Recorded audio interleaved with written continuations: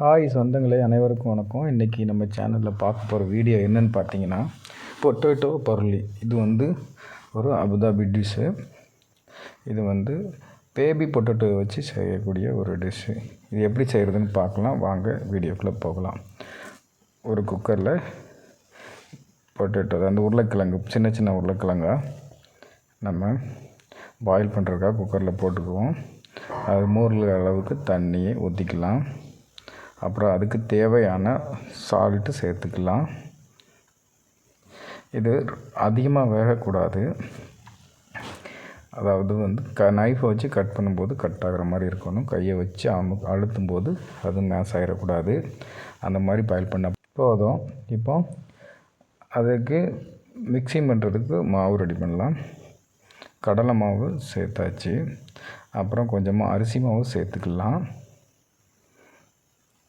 அப்புறமா கொஞ்சமாக கார்ன்ஃப்ளவர் மாவு சேர்த்துக்கலாம். அப்புறம் ஜீரகத்தூள் சேர்த்துக்கலாம். அப்புறமா மிளகாய்த்தூள் சேர்த்துக்கலாம். காஷ்மீரி சில்லி பவுடர் இருந்தாலும் சேர்த்துக்கலாம், நார்மல் சில்லி பவுடர் சேர்த்துக்கலாம், ஒன்றும் பிரச்சனை இல்லை. அப்புறம் அதுக்கு தேவையான அளவு சால்ட்டு சேர்த்துக்கலாம். அப்புறமா ஜிஞ்சர் கார்லிக் பேஸ்ட்டு சேர்த்துக்கலாம்.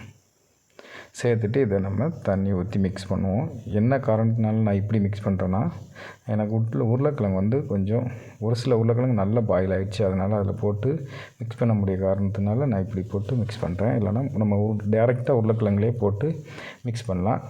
ஒரு சில உருளைக்கிழங்கு நல்லா பாயில் ஆகிடுச்சு ரொம்ப. ஒரு சில உருளைக்கிழங்கு நான் நினச்ச மாதிரி பாயில் ஆகிருந்தது. அதனால தான் நான் இப்படி மிக்ஸ் ரெடி பண்ணுறேன். இப்போ நான் ஃபஸ்ட்டு உருளைக்கிழங்கு வெட்டுற பாருங்க. இந்த மாதிரி வெட்டும்போது இப்படி இருக்கணும். ஆனால் இந்தளவுக்கு இந்த உடையுது பார்த்திங்களா, அந்த மாதிரி உடையக்கூடாது. அதுதான் மேட்ரு. நான் உடைய விட்டேன். ஒரு சிலது உடையுது, ஒரு சிலது உடையலை. அதனால் இப்படி போட்டு இப்போ அதை லைட்டாக அப்படி மிக்ஸ் பண்ணிக்கிறோம். ரொம்ப மிக்ஸ் பண்ணால் எல்லாமே உடஞ்சிரும். அதனால் லைட்டாக மிக்ஸ் பண்ணிக்கிட்டேன். இப்போ அதை ஆயிலில் ஃப்ரை பண்ணி எடுத்துக்கலாம்.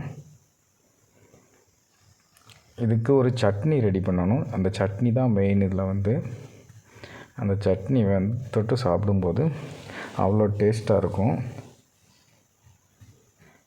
சின்ன குழந்தைங்களுக்கு செஞ்சு கொடுங்க. இந்த மாதிரி டிஃப்ரெண்ட்டான ஒரு டிஷ்ஷு தான் இது. ஆனால் ஈஸியாகவும் பண்ணிடலாம். பேபி பொட்டேட்டோஸில் தான் பண்ணணுன்றதெல்லாம் கிடையாது. உங்களுக்கு பெரிய பொட்டேட்டோ இருந்தாலும் அதில் சின்ன சின்னதாக கட் பண்ணி இதை ரெடி பண்ணலாம். இந்த மாதிரி ஆயிலில் ஃப்ரை பண்ணி எடுப்போம். நல்லா ஃப்ரை ஆகிடுச்சு. இதை நம்ம அப்படியே ஒரு பாத்திரத்தில் மாற்றிக்குவோம். இது அந்த சூட்டோட அந்த சட்னியை தொட்டு சாப்பிடும்போது அவ்வளோ டேஸ்ட்டாக இருக்கும். இந்த சட்னி மெயினாக என்ன சேர்க்குறோம்னு நல்லா பாருங்கள். புதினா, மல்லி, இது ரெண்டும் நம்ம சேர்க்க போகிறோம். மல்லியை கட் பண்ணியாச்சு. அதுக்கடுத்து கொஞ்சமாக புதினா சேர்ப்போம். புதினா அதிகமாக சேர்க்கக்கூடாது, கொஞ்சமாக சேர்த்தா போதும்.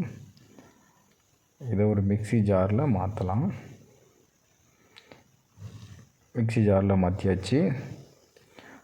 அப்புறமா இது காரத்துக்கு நம்ம பச்சை மிளகாய் சேர்க்க போகிறோம்.